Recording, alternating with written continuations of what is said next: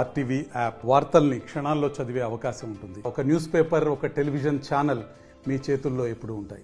సూర్యాపేట జిల్లాలోని Nuthankal police station పరిధిలో మిర్యాల గ్రామంలో మిర్యాల గ్రామానికి ఎప్పటి నుంచి ఒక పెద్దగా ఉన్న మెంచు చక్రయ్య గౌడ్ని 17వ తారీఖు సాయంత్రం అత్యంత పాశవికంగా సొంత బంధువులు కుటుంబ సభ్యులైన వారు విచక్షణ రహితంగా దాడి చేసి పాశవికంగా హత్య చేయడం జరిగింది. ఇప్పుడు వరకు 19 మంది మీద వాళ్ళు కేసు పెట్టడం జరిగింది. ముఖ్యంగా యాక్టివ్ రోల్ తీసుకున్న 3 అల్లుళ్ళు ఉప్పలయ్య, లింగయ్య, వెంకన్న, కనకటి, అట్లాగే నరేష్, శ్రావణ్తో పాటు చాలా యాక్టివ్గా ఉండి వీళ్ళ వెనకాల ఉండి ఒక పథకం ప్రకారం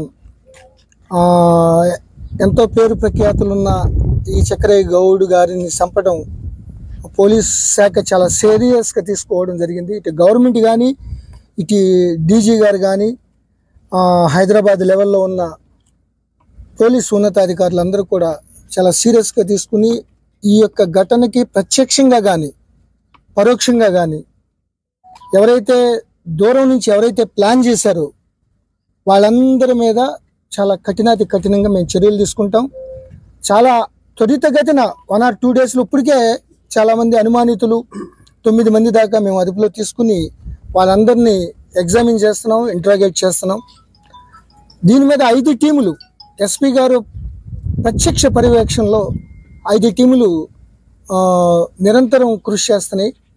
ఇమీడియట్గా వాళ్ళని పట్టుకోవడం ఒకటి, ఏ విధంగా వాళ్ళు ప్లాన్ చేశారు, ఏ విధంగా కుట్ర చేశారు, ఏ విధంగా చక్రయ్య గౌడ్ గారిని హతమార్చాలని ఎప్పటి నుంచి ప్లాన్ స్టార్ట్ అయింది, సో ఎట్లా అమలు చేశారనే దాని మీద పూర్తిగా ఇన్వెస్టిగేషన్ చేసి అత్యంత త్వరితగతిన షార్ట్ షీట్ వేయడంతో పాటు వీళ్ళకి శిక్ష పడేలా ప్రాసిక్యూషన్ తరఫున మేము అన్ని చర్యలు తీసుకుంటున్నాం. అదేవిధంగా ఈ యొక్క హత్యకు దారి తీసిన అంటే అంతకుముందు ఉన్న కొంతమంది చాలా కార్యకలాపాలు కూడా మా దృష్టికి వచ్చింది. ఎస్పీ గారి దృష్టికి, ఐజీగా నా దృష్టికి చాలామంది ఈ పొలాల అమ్మటాలు కొనటాల్లో జరుగుతున్న దాష్టిగాలు, దందాలు మా దృష్టికి తీసుకొచ్చారు. ఎక్కడా లేని విధంగా, తెలంగాణలో ఎక్కడా లేని విధంగా ఇప్పుడున్న ఈ యొక్క కంప్లైంట్లు వినడం జరిగింది. సో అవన్నీ కూడా 1 by 1 ఎంక్వైరీ చేసి దాంట్లో ఉన్న అందరికీ న్యాయం జరిగేటట్లు అవసరమైతే కలెక్టర్ గారితో మాట్లాడి చట్టపరంగా, న్యాయపరంగా ఎవరెవరికి ఏ విధంగా న్యాయం జరగాలో అన్నీ కూడా చేయడానికి పోలీస్ శాఖ కృషి చేస్తుంది. ప్రప్రదంగా ఈ హత్య కేసులో ఎవరైతే ప్రత్యక్షంగా పరోక్షంగా ఇన్వాల్వ్ అయి ఉన్నారో వాళ్ళపై చాలా కఠిన చర్యలు తీసుకోవడం జరుగుతుంది. ఇటు గవర్నమెంట్ కూడా ఆదేశాలు జారీ చేయడం జరిగింది. సో ఆ నేపథ్యంలో నేను ఇక్కడ పర్సనల్గా ఐజీ స్థాయిలో ఈ గ్రామాన్ని సందర్శించి ఆ కుటుంబ సభ్యుల నుంచి అన్ని వివరాలు సేకరించడం జరిగింది.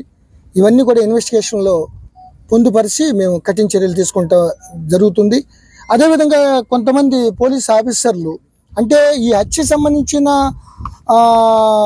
ఒక జాగ్రత్త కానీ అలర్ట్ కానీ డైరెక్ట్గా ఇవ్వకపోయినప్పటికీ కొంతమంది ఈ యొక్క దాష్టిగాల్లో ముఖ్యంగా కనకటి వెంకన్న వాళ్ళ అనుచర గణం, ఆ గ్యాంగ్ లాంటి టీము ఏ విధంగా తప్పులు చేశారో ఆ తప్పులన్నిటి మీద దర్యాప్తు చేస్తాం.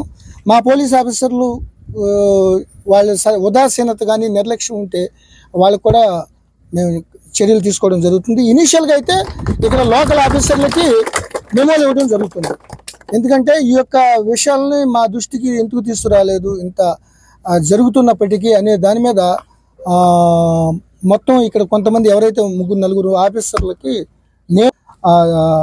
ఉద్దేశం దాన్ని తుచా తప్పకుండా అమలు చేయటం మా బాధ్యత.